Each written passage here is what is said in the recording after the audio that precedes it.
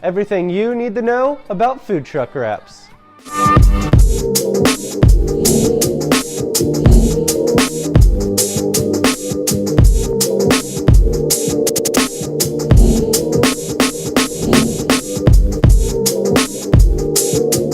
What's up guys, this is Andrew with Performance Wraps. We are going to be going over the 5 steps to wrapping your food truck.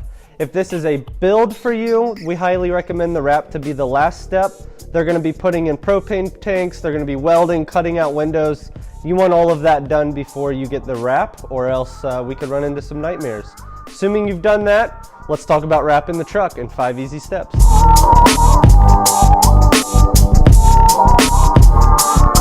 Step number 1 is going to be quoting.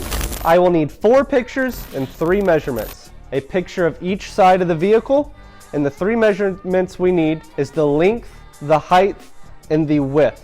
With those, we should be able to get a total square footage and get you a price. The last question we'll ask is how much coverage you're wanting. Obviously, we can wrap the whole thing, or we can just wrap a side, just the server side. It really depends on what your budget is and how much design you're really wanting to put into it. That brings us to step number 2, the design. At this point, you had just paid your 50% deposit and you are waiting on us to get started. We will need measurements and accurate measurements. That's going to tell us where all of the windows, this little bar that nobody knows what it is or what it's for, but it's on every food truck. We need to know where that's at so we're not putting any important text over it. We need to know where your server window is at, where your propane tanks are mounted, the amount of coverage you allotted for, whether you want a full wrap or just one side wrapped, will really determine where those measurements are going to be at. But nonetheless, we need those measurements. If your truck is in the shop at this point, which it often is, it's in the shop getting the whole kitchen built, we can provide you with a template and those key measurements that we need. You could take it to the shop and get those measurements for us. If it's not in the shop and you're able to bring it to us, if you're more comfortable with us measuring, we can do that as well. At this point, we're going to be very accommodating. We can give you the template, we can do it ourselves, just let us know.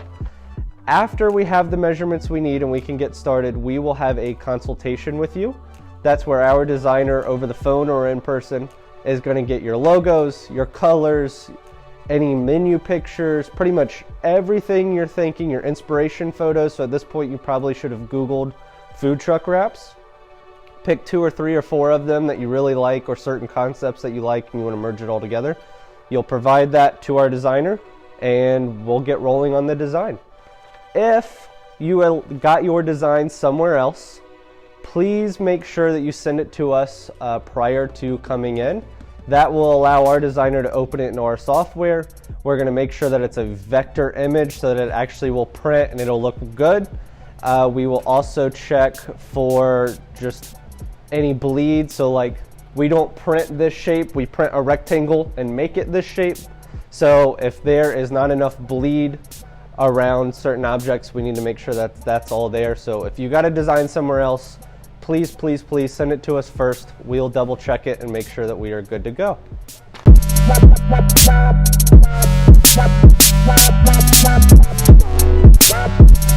Now that the design is finished, we move on to step 3, our favorite part being the install itself. Every install we do, whether it's a food truck or any wrap of that matter, we do what's called a pre-inspection. We take pictures of the exterior, we notate if the headlights or anything like that, any type of hardware, any type of lights, doesn't matter, scratches, dents, we take note of it. So we ensure that if your headlights work when you bring the vehicle here, your headlights are going to work when you leave. Some things to think about that cannot be wrapped, that is hard to demonstrate in a 2-dimensional proof, is your hardware, which is like these mirror holders here, door handles, the trim pieces. Inevitably is going to be the propane tank or the generator box that we can't wrap behind, or the housing of typically. Any of those spots you might need to paint. This client particularly has painted the rims and has painted some of the hardware stuff just so that the wrap just pops even that much more.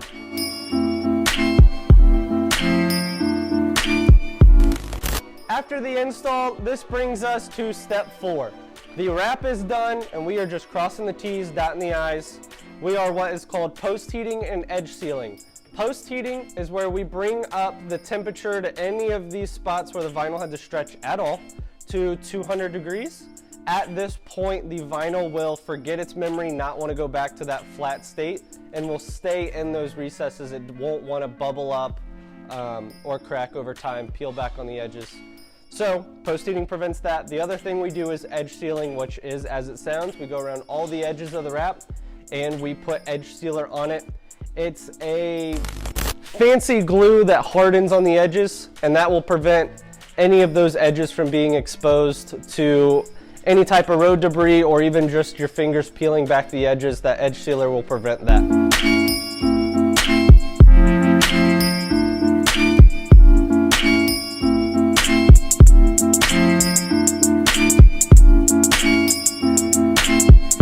One last recommendation for you guys is whatever your scheduled completion date is, wait at least 2 or 3 days to schedule your event. These are large, intricate animals to tackle here, and we may need an extra day or two to really complete it and do it right and do it well.